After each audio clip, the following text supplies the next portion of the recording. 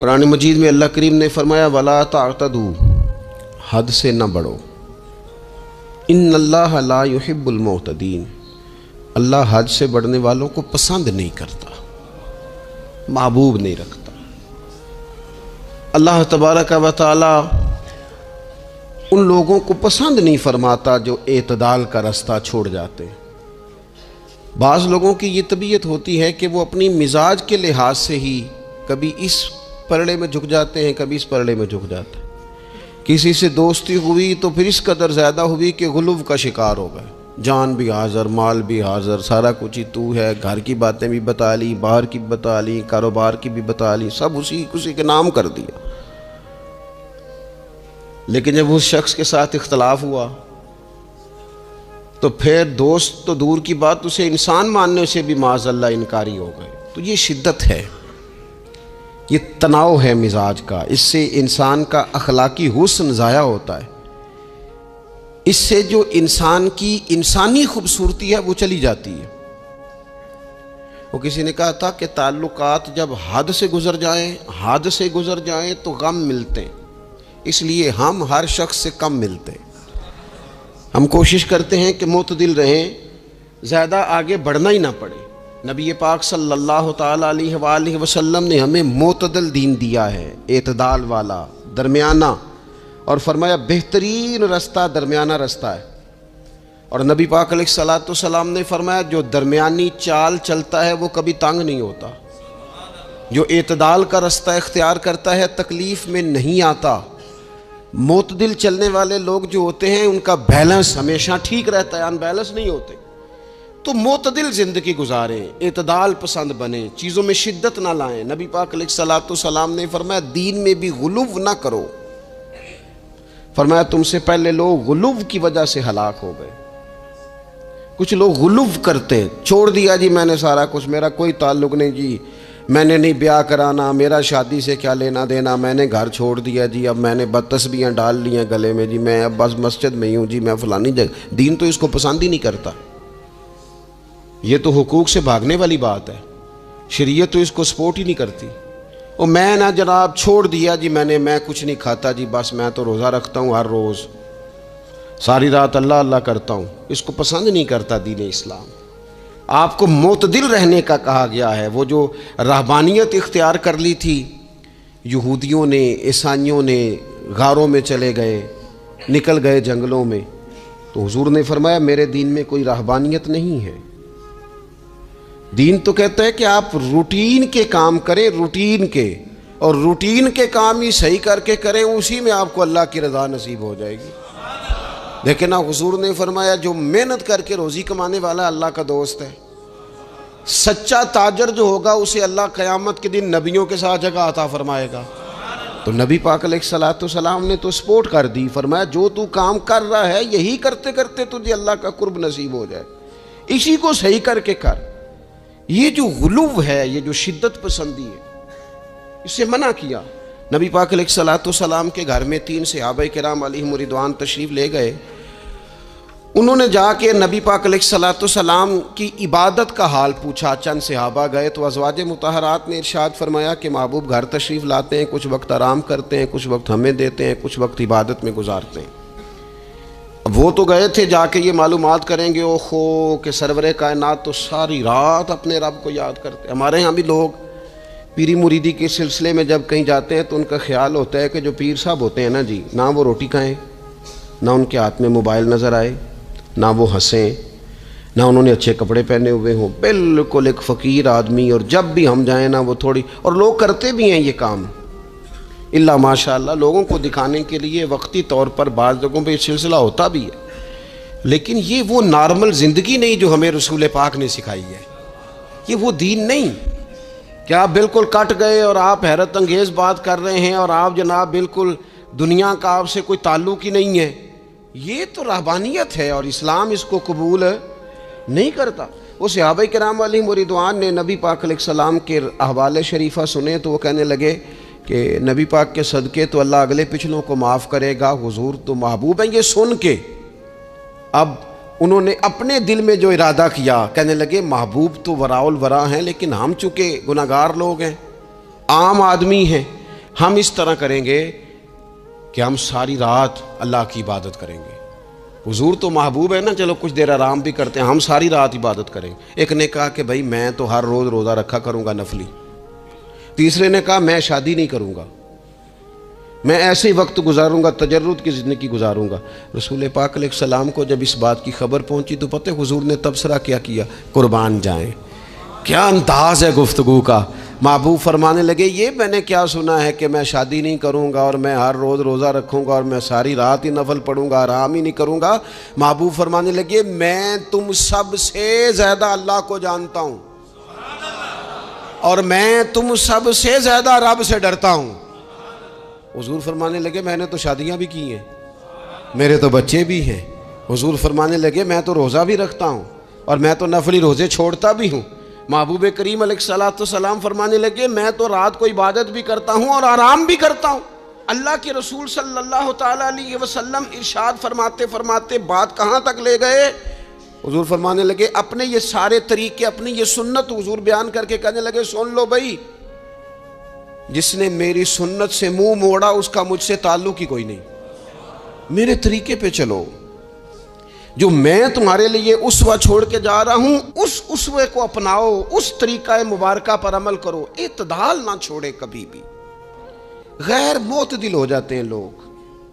میں نے دیکھا ہے کہ وہ جب بندہ غیر معتدل ہو جاتا ہے تو چیزوں کا حسن ختم ہوتا ہے، اس کا وقار اٹھ جاتا ہے، اس میں تازگی نہیں رہتی، اس کے اندر وہ کیفیت نہیں رہتی. یہ دین کی بات ہے نا، تبلیغ ہے، یہ بھی حد سے زیادہ نہیں کرنی چاہیے. حضرت عبداللہ ابن مسعود رضی اللہ تعالیٰ عنہ سے لوگوں نے کہا تھا ہمارا دل کرتا ہے آپ روز واز کریں، روز تقریر کریں، ہم روز سنیں. تو آپ فرمانے لگے نہیں، ہفتے میں 3 دن بات کروں گا. اتنی بات کریں گے جو معتدل رہے، جو حد سے زیادہ نہ بڑھے. وہ ہمارے ہاں رواج ہے نا 2.5 گھنٹے کی تقریر کا، 3 گھنٹے کی تقریر کا، 4 گھنٹے کی تقریر کا. تو ہم سے لوگ کئی دفعہ کہتے ہیں اسی تے جے گل سمجھن لگے سا تسی ختم کر دیتی. تو میں نے کہا آپ شروع لیٹ ہوئے نا، ہم اللہ کے فضل سے پہلی بات سے شروع ہو گئے تھے. ہم نے وہ آدھا گھنٹہ تمہید پہ نہیں نہ لگایا. تجاوز نہ کریں چیزوں سے، اعتدال میں رہیں. دیکھیے اسلام ہمیں یہ کہتا ہے کہ تم کھانا کھاؤ، کلو وشربو، کھاؤ بھی پیو بھی، تمام جائز چیزیں کھانے کی اجازت ہے. لیکن نبی پاک علیہ السلام نے فرمایا کمر سیدھی رکھنے کے لیے کھاؤ، اور جب تمہارا بڑا جی چاہے نا پیٹ بھر کے کھانے کو تو کریم فرمانے لگے پھر بھی 3 حصے کرو کھانے کے. ایک حصے میں ہوا ہو، ایک میں پانی ہو اور ایک میں خوراک ہو. پھر بھی پیٹ بھر کے نہ کھاؤ. بلکہ اللہ کے رسول صلی اللہ تعالیٰ علیہ وسلم فرمانے لگے کسی نے اتنا برا برتن بھرا ہی نہیں جتنا کسی نے اپنے پیٹ کو بھرا. سب سے برا برتن تم نے بھرا. زیادہ کھائیں گے خواہشات زیادہ پیدا ہوں گی، زیادہ کھائیں گے نیند زیادہ آئے گی، زیادہ کھائیں گے غفلت زیادہ طاری ہوگی. لیکن کچھ لوگوں کا مقصد زندگی کھانا ہے. صبح کی پلاننگ الگ ہے، دوپہر کی الگ ہے، شام کی الگ ہے. آپ حیران رہیں گے کہ آپ اس ملک میں رہتے ہیں جس میں سب سے بہترین بزنس ہوٹل چلانے کا بزنس ہے. کھانے پینے کا کام کرو، یہ بھی بنا لو، یہ بھی بنا لو، اچھا بھلا کھا پی کے اس کے بعد فاسٹ فوڈ کا آرڈر دے دیا جاتا ہے. اور کھانے کے بعد کتنی ساری چیزیں. اب تو یہ میں کچھ عرصے سے دیکھ رہا ہوں اچھا بھلا کھانا کھاتے ہیں، اس کے بعد چائے کے ساتھ بسکٹ آ جاتے ہیں. میرا ایک غریب گھر سے تعلق ہے. ہم تو اس وقت چائے کے ساتھ بسکٹ کھاتے تھے، رس کھاتے تھے جب روٹی کوئی نہیں ہوتی تھی، یا روٹی کھانے کا پروگرام نہیں ہوتا تھا، کوئی پرہیز چلتی تھی. لیکن اب وہ لوازمات چائے کے ساتھ. اب تو لوگ چائے کا، اب جی آپ کا کھانا نہیں پکانا، چائے پکانی ہے تو چلو ٹھیک ہے چائے پک گئی. اب وہ چائے پک رہی ہے، اس کے ساتھ جناب بھنا ہوا گوشت پڑا ہے، اس کے ساتھ پیزا آ گیا ہے، اس کے ساتھ فلانی چیز آ گئی. یہ کیا ہے جی؟ اچھا پھر وہ خواہش بھی ہوتی ہے بعض میزبانوں کی کہ اب یہ تعریف بھی کریں. وہ سارا کچھ رکھ کے تو ساتھ یہ بھی کہہ رہے ہوتے ہیں تو سن چکے روٹی ڈاک چھڑی سی، لہذا پھر ہم نے نا یہ سارا کچھ کیا ہے. یعنی وہ کہہ رہے ہوتے ہیں کہ مہمان اب یہ کہے کہ او ہو آپ نے تو بڑا تکلف کر دیا ہے، اس کی کیا ضرورت تھی. تو کئی مہمان میری طرح کے بڑے پکے ہوتے ہیں، جو روز کے مہمان ہوتے ہیں نا بڑے پکے ہوتے ہیں، وہ تعریف شریف کوئی نہیں کرتے. وہ صاف ہی بات کرتے ہیں کہ تسی ایک شے رکھ دے تے اسی بھی چاج نال کھا لیندے. اب تو یہ چکھنے چکھانے کا ہی ماحول ہے. کوئی ایک رکھتے یا ہماری مرضی کی رکھتے یا پوچھ لیتے کہ اس ٹائم روٹی کھانی ہے تو چلو ہم کھاتے. یہ لوازمات ہیں، یہ تکلفات ہیں. اس میں گھر والے بھی تکلیف میں، پیسہ بھی بعض اوقات ضائع. آپ کھانے کے لیے زندہ نہ رہیں، زندہ رہنے کے لیے کھانا کھائیں. اپنی طبیعت میں بوجھ نہ بنائیں کسی قسم کا. نبی پاک صلی اللہ تعالیٰ علیہ وسلم نے مومن کی شان پتہ کیا بیان کی؟ فرمایا کافر اور منافق 7 آنتوں سے کھاتا ہے اور مومن 1 سے کھاتا ہے. اتنا فرق ہے کافر منافق کے کھانے میں اور مسلمان کے کھانے میں. 6 گنا کم روٹی کھاتا ہے مسلمان، 6 گنا کم. حضرت عمر فاروق ملک شام میں حضرت ابو عبیدہ بن جراح سے ملنے کے لیے گئے تو کہنے لگے اتنی دور سے آیا ہوں، شپا سالار روٹی تو کھلا. تو انہوں نے اپنے بیگ سے رات کا خشک ٹکڑا کھانے کا نکالا اور پانی کا پیالہ دے کے کہنے لگے عمر یہ لو کھا لو.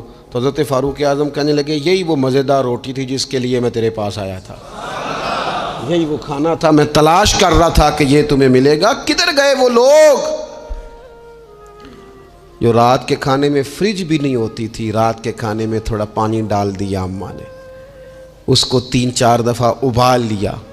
رات کی روٹیوں میں تھوڑا سا پانی اور تھوڑا سا گھی، پورا گھی نہیں، تھوڑا سا پانی اور تھوڑا سا گھی. اور ساتھ دادی نانی یہ بھی کہہ رہی ہے کہ یہ پانی سے ذرا نرم ہو جائے گی روٹی. اور پھر وہ کھانا کھایا جا رہا ہے. اس کے اندر نہ تو ڈاکٹر آپ کو یہ کہہ رہا ہے کہ یہ نقصان کا باعث ہے، نہ معدے پہ بوجھ بن رہا ہے، نہ اس کے لیے پھر بھائیوں کو جا کے پردیس کاٹنا پڑ رہا ہے، نہ باپ کو کئی قسم کی نوکریاں کرنی پڑ رہی ہیں. اعتدال میں گھر کے اندر ہی سارا کچھ مینج ہے. یہ وہ حسن ہے جو اسلام کہتا ہے تم غیر معتدل ہو گئے، تم حد سے بڑھ گئے، تم نے زندگی ساری کھانے پینے پہ لگا دی. اور بھائی من چاہی نعمتیں تو جنت میں ملیں گی. ہم نے تو مزے کے کھانے وہاں جا کے کھانے، وہاں ملے گا پھل اور وہاں ملے گی نعمتیں جو بار بار ملیں گی. چہرے ایک جیسے ہوں گے پر ذائقہ بڑا منفرد سے منفرد نظر آئے گا. تو وہ جو پردہ غیب میں چیزیں تھیں وہ ساری چیزیں لوگ کہتے ہیں آج ہی ہم ساری غیر معتدل نہ بنے، تھوڑی سادگی لائیں، تھوڑا درمیانہ راہ. اسلام اس کو پسند کرتا ہے. نبی پاک علیہ السلام کی بارگاہ میں ایک مہمان آیا، ابھی وہ مسلمان نہیں تھا، تو محبوب نے فرمایا ایک بکری کا دودھ دھو کے اسے پلا دو. ایک بکری کا دودھ دھویا گیا، پلایا گیا، پھر دوسری کا دودھ دھویا گیا، پلایا گیا، پھر تیسری کا، وہ 7 بکریوں کا دودھ پی گیا. صبح اللہ نے توفیق دی اور وہ کلمہ پڑھ گیا. اب نبی پاک علیہ السلام نے فرمایا اسے بکری کا دودھ دھو کے پلاؤ. ایک بکری کا دودھ پیا، دوسری کا پی نہ سکا، رات 7 کا پی گیا تھا. تو میرے کریم فرمانے لگے یہ مومن اور کافر کا فرق ہے. جب تک یہ حالت کفر میں تھا 7 بکریوں کا دودھ پی گیا، اب یہ مومن ہوا ہے تو اللہ تبارک و تعالیٰ نے ایک دودھ کے ساتھ ہی اسے سیر فرما دیا ہے. اس کی تشنگی اور بھوک اللہ نے مٹا دی کھانے پینے کے لیے. اور اس کا ذہن بھی نہ بنائیں. میں جانتا ہوں جن گھروں میں بچے اس مزاج کے ہو جاتے ہیں، اس طبیعت کے ہو جاتے ہیں کہ آج یہ کھانا ہے، کل وہ کھانا ہے، پرسوں وہ کھانا ہے، وہ پھر کھانے پینے میں سارا وقت گزرتا ہے. پھر وہاں دیکھا ہے کہ اماں بیچاری باورچی خانے میں ہی رہتی ہے، پھر وہاں صرف ایک ہی سلسلہ ہے کہ کھاؤ کتنا کو کھا سکتے ہو. تو معتدل رہیں. تیسری بات یہ کہ رزق کمانے کے مسئلے میں بھی معتدل رہیں. کاروبار کریں، محنت کریں، منصوبہ بندی کریں، کوشش کریں، لیکن پیسے کمانے کے مسئلے میں ڈپریشن کا شکار نہ ہو. یعنی اس کو نہ جینے مرنے کا مسئلہ نہ بنائیں کہ اگر ایک مہینہ کاروبار صحیح چمکا ہے تو صحت بھی ٹھیک رہی ہے، اور اگلے مہینے اگر تھوڑے حالات خراب ہوئے ہیں تو بلڈ پریشر بھی کافی اوپر نیچے ہو گیا ہے. اس کو نفسیاتی مسئلہ نہ بنائیں. پہلے بھی کئی دفعہ کہہ چکا ہوں، پھر کہتا ہوں، 2-4-5 دوستوں سے پیار ہے تو 2-4 دفعہ انہی دنوں میں نا، سال کے بعد آ کے مجھے کچھ دن آتے ہیں نا کاروبار پہ، انہی دنوں میں آ کے انہوں نے مجھ سے کہا، دور سے آئے، کہا جناب ہم کاروباری بندے، حالات ٹھیک نہیں، کوئی دعا بتائیں. تو میں نے کہا جن دنوں ٹھیک ہوتے ہیں ان دنوں کیوں نہیں آتے؟ کیا آج کل حالات بڑے اچھے ہیں، کچھ شکر کا طریقہ بتائیں، کیوں نہیں آتے؟ کیا فلسفہ ہم نے اختیار کر لیا ہے؟ رزق کا وعدہ اللہ کا ہے، اس کو کمانے میں اور پیسے کمانے میں محنت کرنے کا حکم دیا گیا ہے. نبی پاک علیہ الصلوۃ والسلام نے فرمایا جد و جہد کرو، نکلو، اللہ پہ بھروسہ کر کے نکلو، جس طرح وہ پرندوں کو روزی دیتا تمہیں بھی دے گا، لیکن اس میں نفسیاتی مسئلہ نہ بنایا جائے، نفسیاتی نہ بنایا جائے۔ حضور علیہ الصلوۃ والسلام نے نا ایک جملے کے اندر اس مضمون کو اتنے حسین انداز میں سمیٹا ہے نا کہ مسلمان، یہ ابن ماجہ میں موجود ہے، مسلمان اگر ان دو جملوں کو کبھی سمجھ جائے نا تو سکون آ جائے زندگی میں، اطمینان نصیب ہو جائے، تیقن کی دولت ملے۔ حضور فرمانے لگے رزق کمانے کے معاملے میں معتدل رہنا، کوئی بندہ اتنی دیر تک مرے گا نہیں جب تک اس کے حصے کا رزق اسے مل نہ جائے، اتنی دیر تک بندہ دنیا سے نہیں جائے گا، تیرا حصہ تیرے تک پہنچے گا۔ کبھی بھی بے آبرو ہو کے رزق کمانے کے چکر میں نہ پڑے، کبھی بھی ذہن پہ سوار نہ کر لیں کہ میرا کام نہیں چل رہا، کبھی بھی اس طرح کی طبیعت نہ بنائیں۔ میں تھوڑی دیر پہلے عرض کر رہا تھا کہ ایک بزرگ نے نا دو کنجوس لوگوں کو پہلے بلایا، کنجوس آدمی تھے اللہ ماشاء اللہ، تو ان کے سامنے کھانا رکھا، کھانا بڑا بہترین اعلیٰ کوالٹی کا، لیکن ان سے کہا کہ جناب ہم نے نا ایک سبق لینا ہے آپ سے، تو کھانا تو آپ کو ملے گا اور آپ کی مرضی کا پکایا ہے، پر کھانے کا طریقہ ہمارا ہے۔ انہوں نے کیا کیا، یہاں سے رکھ کے نا ان کے ہاتھ باندھ دیے، وہ پرانے زمانے میں جو جرہ ہوتے تھے بازو ٹوٹ جاتا تھا تو باندھ دیتے نا لکڑیاں رکھ کے، تو لکڑیاں رکھ کے نا ہاتھ باندھ دیے تاکہ یہ جوڑ موڑ نہ سکے، تو یہاں سے ہاتھ باندھ دیے کہ روٹی کھاؤ۔ کنجوس بندے تھے، اب انہوں نے لقمہ اٹھایا، ہاتھ بندھا ہوا، یہاں سے لے جا کے جب منہ میں پھینکا، وہ کپڑے بھی سارے الجھ گئے، حال بھی خراب ہو گیا، پر کھایا انہوں نے مزہ لے کے پورا۔ وہ بڑی بری حالت ہو گئی، وہ کنجوس تھے دونوں کو دسترخوان پہ روٹی کھائی جا رہی۔ اب ان دونوں کو سمجھانے کے لیے کہا کہ اب ہم تمہیں دو اور لوگوں سے بھی ملواتے ہیں۔ اب دو وہ بندے بلائے جو دل کے سخی تھے، جو رزق کے معاملے میں اس کا زیادہ حریص نہیں تھے، ان کی بھوک جو تھی وہ کہیں دور تک دکھائی نہیں دے رہی تھی۔ انہوں نے کہا جناب ادھر آئیں، آپ دونوں بھی، ان کے بھی ہاتھ باندھ دیے گئے، کہا آپ نے روٹی کھانی ہے، آپ نفیس لوگ ہیں، ناراض نہ ہوئیے گا، سخی بندے ہیں، پر کھانا آپ نے کھانا ہے، پر ہماری مجبوری ہے، ہم نے آپ کے ہاتھ باندھ کے روٹی دینی ہے آپ کو۔ وہ دو بندے بھی آمنے سامنے بٹھا دیے گئے، کھانا چن دیا گیا، ہاتھ یہاں سے باندھ دیے گئے، لیکن وہ سخی تھے۔ انہوں نے کہا جناب کوئی مسئلہ نہیں، اللہ تعالیٰ توفیق دے گا۔ انہوں نے کیا کیا، وہ لقمہ لگاتے اور ایک دوسرے کے منہ میں ڈالنا شروع کر دیتے، کھانا بھی کھا لیا، کپڑے بھی بچ گئے، نفاست بھی قائم رہ گئی، اور کسی قسم کی کوئی پریشانی آئی، کام خاصا مشکل ہے کسی کے منہ میں لقمہ دینا، یہ کام بڑا مشکل ہے، یعنی کھانا آ جائے، پک جائے، پاس پہنچ جائے، اور پھر اسے توڑ کے بنا کے اتنی محنت کر کے دے کسی کے منہ میں دینا، لیکن یہ دے کے دیکھو کپڑے بچ جائیں گے انشاءاللہ، نفاست نظر آئے گی، حسن نظر آئے گا، خوبصورتی نظر آئے گی، اس میں لطافت محسوس ہوگی، اس میں لگے گا کہ یہ بندہ ایسا ہے جسے اللہ تعالیٰ نے اپنے فضل سے عطا فرمایا ہے۔ تو غیر معتدل طریقہ بندے کو رسوا کر دیتا ہے، رسوا کر دیتا ہے۔ وہ مال کمانے تو نکلتا ہے لیکن وہ کمزور ہو جاتا ہے، اس کا مزاج اور طرح کا ہو جاتا ہے۔ میں نے دیکھا ہے، وہ جناب ساری دنیا چھٹی پہ ہے لیکن اس نے کہا چلو آج میں دکان کھول لیتا ہوں، گاہک کہیں بھی نہیں آئے گا تو چلو سارے آج مجھے مل جائیں گے۔ ایسا نہیں ہوتا، رزق اللہ نے تقسیم فرمایا ہے، اور جس کا ہے وہ اس تک پہنچ جاتا ہے۔ تو غیر معتدل طریقہ اور رسوائی والا طریقہ کبھی بھی اختیار۔ اسی طرح کا معاملہ سخاوت میں ہے۔ نبی پاک علیہ الصلوۃ والسلام نے فرمایا کہ جب صبح دن چڑھتا ہے تو فرشتے دعا کرتے ہیں، کہتے ہیں یا اللہ سخی کو زیادہ عطا فرما، اسے زیادہ دے۔ حضور فرماتے ہیں جو سخی ہوتا ہے نا، یہ لوگوں کے بھی قریب ہوتا ہے، اللہ تعالیٰ کے بھی قریب ہوتا ہے، اور جنت کے بھی قریب ہوتا ہے۔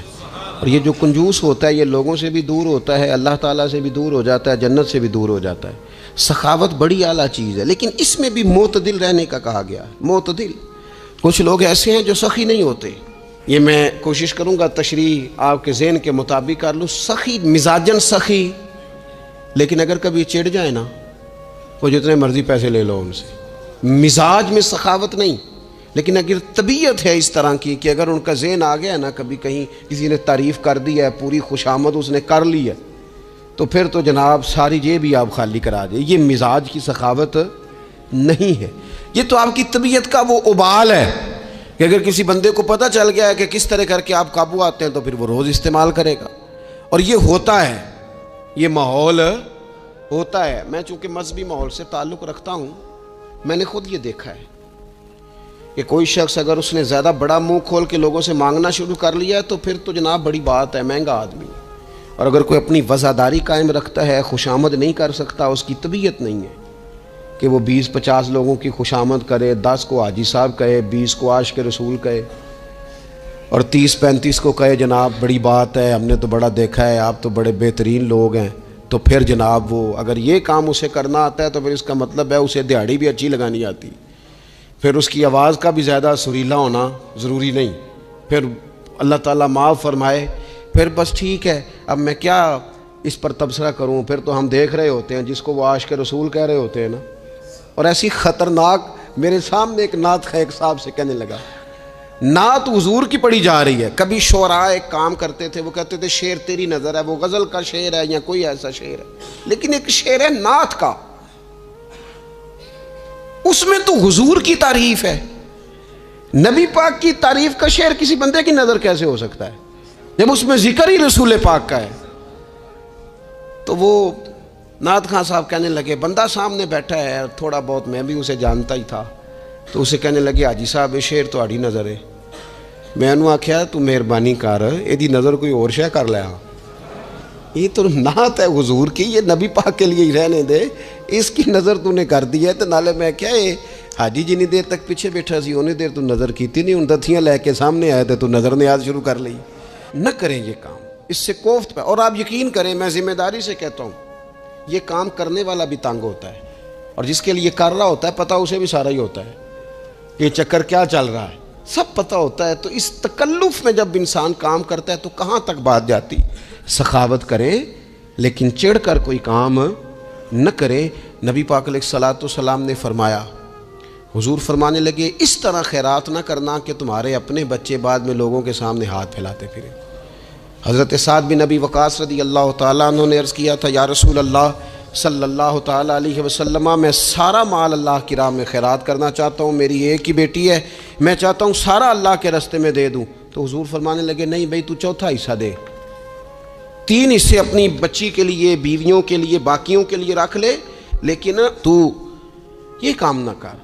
تو میرے عزیز زندگی میں خرچ کرنے میں بھی اعتدال کا مظاہرہ کریں. مجھے پتہ ہے اچھی طرح کہ ہمارے ہاں ایک مزاج بن جاتا ہے، طبیعت بن جاتی ہے کہ اگر کسی شخص کو آپ تھوڑی سی مدد کرتے ہیں تو وہ سمجھتا ہے کہ اگر اس نے مجھے 20,000 دیا ہے تو یقیناً اس کے گھر میں 50 لاکھ پڑا ہے، اور پھر اگلے ہفتے دوبارہ آتا ہے، ایک نئی مجبوری کا بھی اظہار کرتا ہے.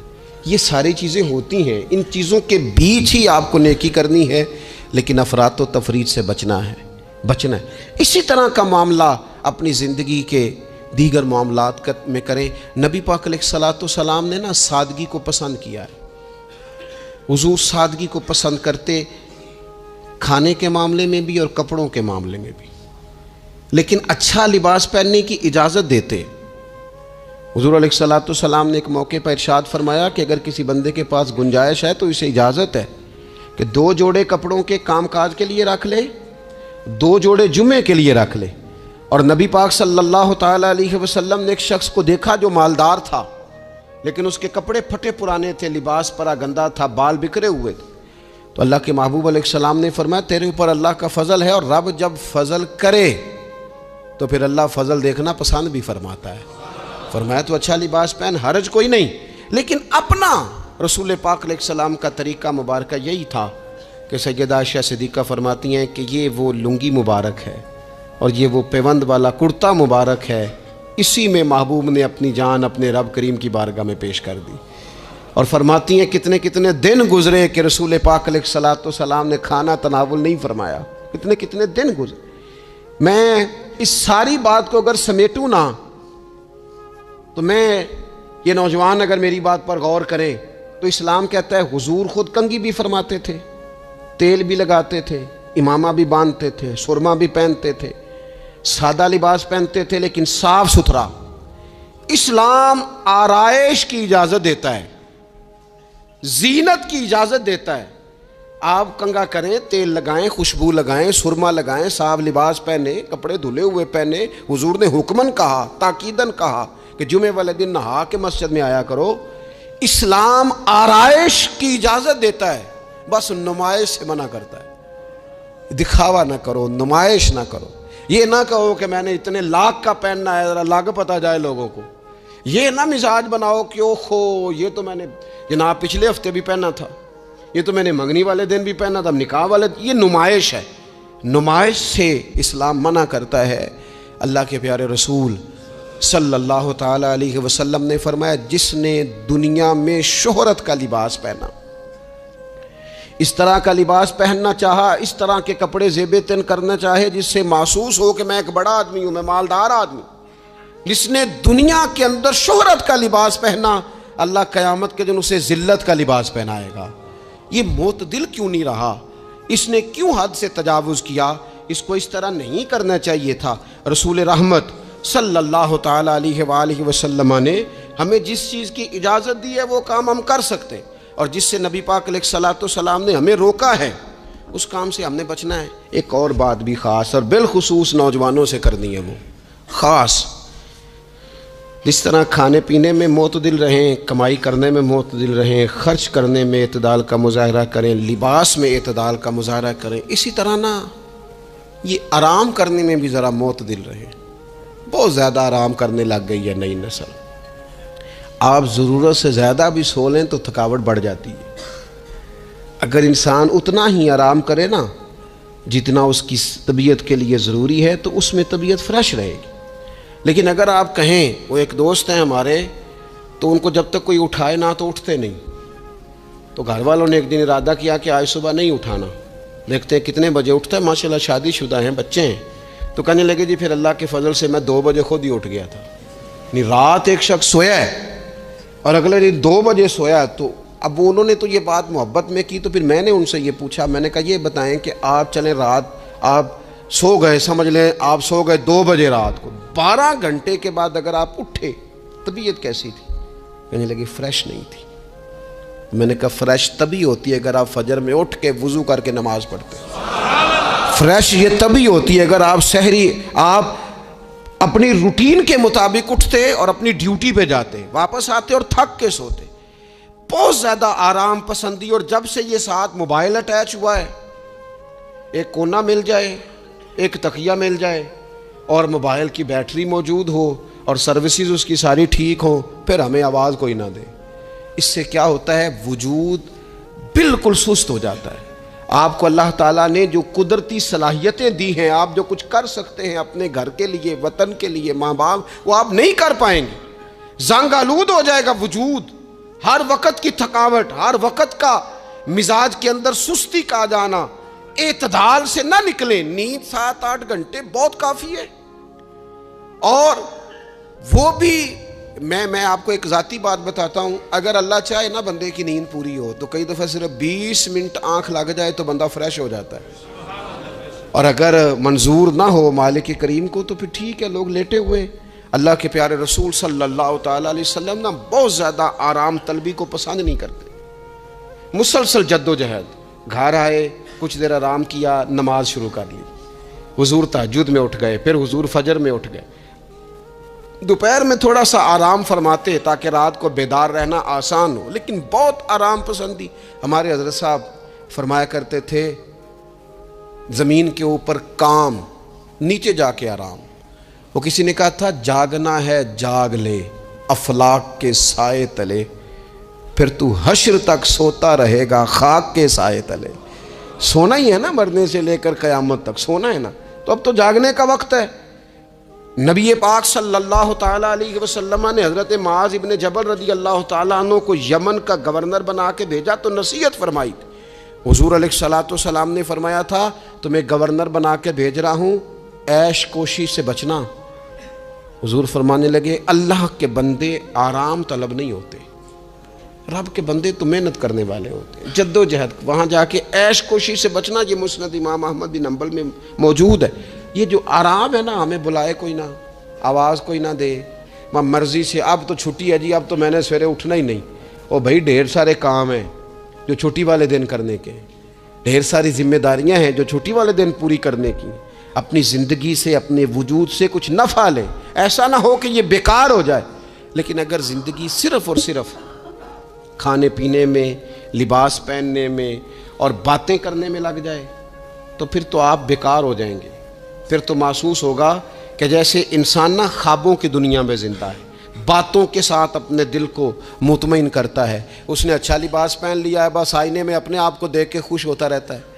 طرح طرح کے کھانے منگاتا رہتا ہے, بس زبان کے ذائقے پورا کرتا رہتا ہے. امام طبرانی حدیث لائے ہیں, رسول پاک صلی اللہ تعالیٰ علیہ وسلم نے فرمایا, میری امت میں ایسے لوگ آئیں گے جو رنگ برنگے کھانے کھائیں گے, انواع و اقسام کے مشروبات استعمال کریں گے, طرح طرح کی زیب و زینت کریں گے, اور منہ پھاڑ پھاڑ کے باتیں کریں گے, منہ کھول کھول کے گفتگو کریں گے.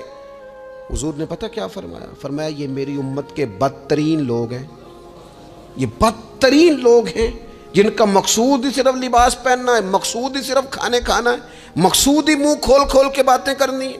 ان لذات میں جو لوگ پوری طرح الجھ گئے, کوئی خیر کا کام ہی نہ کر سکے, کوئی مقصد زندگی کی طرف ہی نہ بڑھ سکے, یہ بدترین لوگ ہیں. عزیز دوستو, ان تین چیزوں میں ڈھیر سارے لوگ, اللہ تعالیٰ معاف کرے, اللہ ماشاء اللہ, اللہ سب کو محفوظ رکھے, اپنی زندگی کو ضائع کرتے دکھائی دیتے ہیں. یا تو کھانے پینے کا شوق ہے, یا لباس کی زیب و زینت کی طرف توجہ ہے, یا بس نشستن گفتن برخاستن بیٹھے ہیں اور باتیں کی ہیں اور اٹھے اور اتنی باتیں کی ہیں, اتنی باتیں کی ہیں, اس میں بھی کوئی اعتدال نہیں.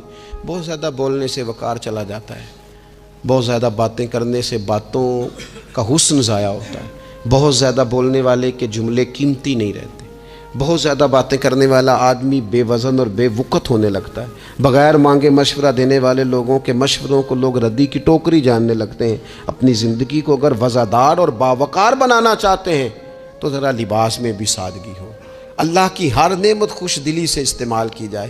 سادہ کھانا بھی ملے تو رب کی عطا سمجھ کے رغبت کے ساتھ, شوق کے ساتھ اسے استعمال کیا جائے. مجلس میں بیٹھا جائے تو سیکھنے کی کوشش کی جائے, دوسروں کی باتوں کو سنا جائے. اللہ تعالیٰ نے نا کان دو دیے ہیں, زبان ایک دی ہے. معنی کیا ہے؟ ڈبل سننا چاہیے اور سنگل بولنا چاہیے. 2 گنا سنیں اور اس سے آدھی گفتگو کریں. اور ہمارے حضرت تو فرمایا کرتے تھے, اپنے جملوں کو چھوٹا کرو. جو بات تھوڑے جملوں میں کہی جا سکتی ہے اسے لمبے جملوں میں نہ کہو. ہر بات کی وضاحت کرنا اور ہر بات کا پس منظر بیان کرنا اور بات کو اتنا لمبا کر دینا کہ اصل بات ہی اس میں سے رہ جائے, بیچ میں سے مدعا ہی ختم ہو جائے, آنے کا مقصد ہی کسی کو سمجھ میں نہ آئے, اس سے بھی انسان اعتدال کا رستہ چھوڑتا ہے. تو فرمایا ولا تعتدوا, حد سے نہ بڑھو, ان اللہ لا يحب المعتدین, اللہ حد سے بڑھنے والوں کو پسند نہیں کرتا. اللہ تبارک و تعالی ہمیں دین کا جو حسن ہے اعتدال پہ رہنا, اس پہ ہمیشہ قائم رکھے.